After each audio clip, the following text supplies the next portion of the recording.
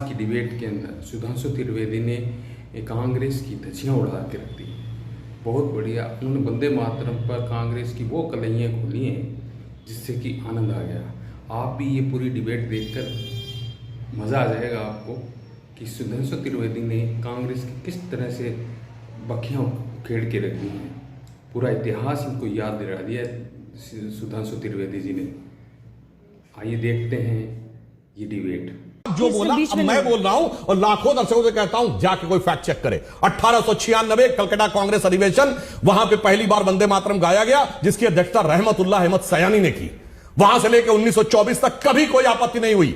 Even 1924 के अधिवेशन में तो उस समय मोहम्मद अली जौहर ने उसकी अध्यक्षता की थी और गुरुदेव रविन्द्रनाथ टैगोर ने पूरा गाया। झूठ बोलते हैं सरासर ये लोग। मैं पूछना चाहता हूं 1896 से 1937 तक हर बार कांग्रेस पूरा गा रही थी। 37 में क्या हुआ जो काट दिया?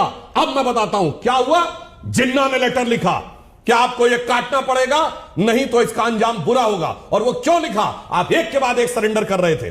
1905 में भंग के बाद उस समय सारे हिंदू मुसलमान एक होकर वंदे मातरम गाते थे, मगर ये कट्टरपंथियों के आगे झुके। 1916 लखनऊ कांग्रेस अधिवेशन, मुसलमानों के लिए पृथक निर्वाचन क्षेत्र मांग लिया। फिर उनकी हिम्मत और बढ़ी।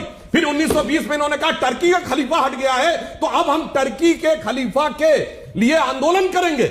और महात्मा गांधी ने अली ब्रदर्स का समर्थन किया, उनकी हिम्मत और बढ़ गई। उसके बाद जिन्ना ने कहा मैं महात्मा गांधी को महात्मा नहीं बोलूंगा, इसलिए हर फिल्म में वो मिस्टर गांधी बोलता है। फिर उसने कहा मैं वंदे मातरम नहीं गाऊंगा। अब मैं इनको बताना चाहता हूं, कोई दर्शक जाके चेक करे।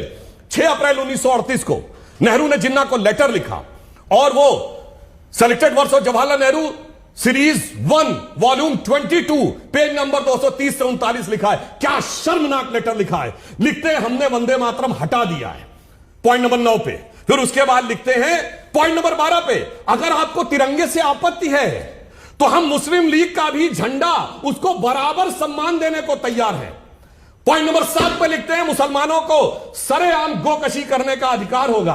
क्या गजब है, क्या सरेंडर ये नेहरू ने लिखा हुआ है। ये दिखाई पड़ता है कि 37 में आके आपके साथ क्या स्थिति हो गई थी। और मैं आज की बात करता हूं, अनाप शनाप क्या क्या बोलते हैं भाई साहब, विभाजन। अरे 16 अप्रैल 2025 जनरल आसिम मुनीर का वीडियो जाके देखिए, क्या बोल रहा है वो।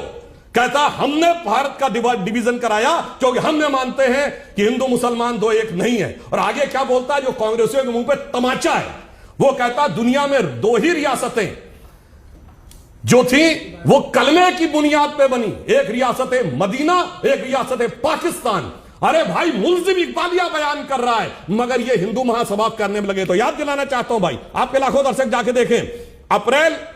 दिसंबर 1887 और मार्च 1888 सर सैयद अहमद खान का लखनऊ और मेरठ में दिया गया बयान, जिसमें साफ वो कहते हैं हिंदू मुस्लिम अलग हैं और हम तलवार से इसका निर्णय लेंगे। और पाकिस्तान भी उसका आधार उसको बोलता। अरे भाई तब तो सावरकर 2 साल के थे, 4-5 साल के थे, हिंदू महासभा पैदा नहीं हुई थी। इसलिए मैं कहना चाहता हूं आपके अंदर, और फिर झूठ बोलते हैं। अरे भाई प्रजाकर्षक पार्टी 1941 में थी, वो बाद में 1946 में जाके फजलुल हक मुस्लिम लीग में शामिल हुए। और लास्ट में मैं एक और बात कहना चाहता हूं, अब ये सिख समाज को भी तोड़ने में लग गए। कहते हैं साहब उनसे मतलब नहीं। मैं लाखों दर्शकों से कहता हूं जाके अभी चेक करिए, महाराजा रणजीत सिंह का ध्वज है, उसमें आगे भैरव है, आगे देवी जी हैं, पीछे भैरव है।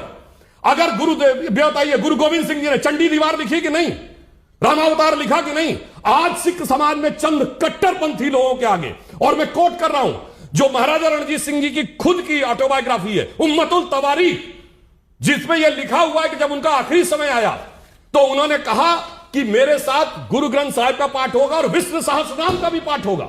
और उनकी दोनों आंखें सीधे भगवान विष्णु और लक्ष्मी जी की मूर्ति के ऊपर थी। और अंतिम में उनके साथ जो सोहन लाली थे उन्होंने कहा महाराज राम राम 3 बार बोलिए, और उन्होंने 2 बार बोला, पर उन्होंने कहा तीसरी बार में उनकी सारी दृष्टियां भगवान के चरणों में थी। ये उनके समय का लिखा हुआ है। क्या कट्टरपंथियों के आगे कैसे भी देश को तोड़ लो भाई। एक लाइन में कहूंगा, अंग्रेजों ने हमको बांटा, फिर भी अपने देश की खातिर इन्होंने हर परिवेश को बांटा, कुर्सी के उद्देश्य की खातिर। तो फिर आपने ये पूरा डिबेट वीडियो देखा है तो आपको कैसा लगा?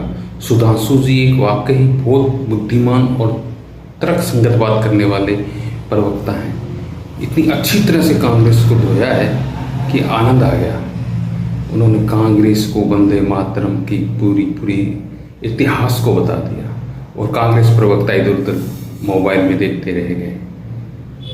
अगर आप नए हैं तो इस चैनल को सब्सक्राइब करें, ज़्यादा से ज़्यादा इस वीडियो को शेयर करें। वंदे मातरम, जय श्री राम।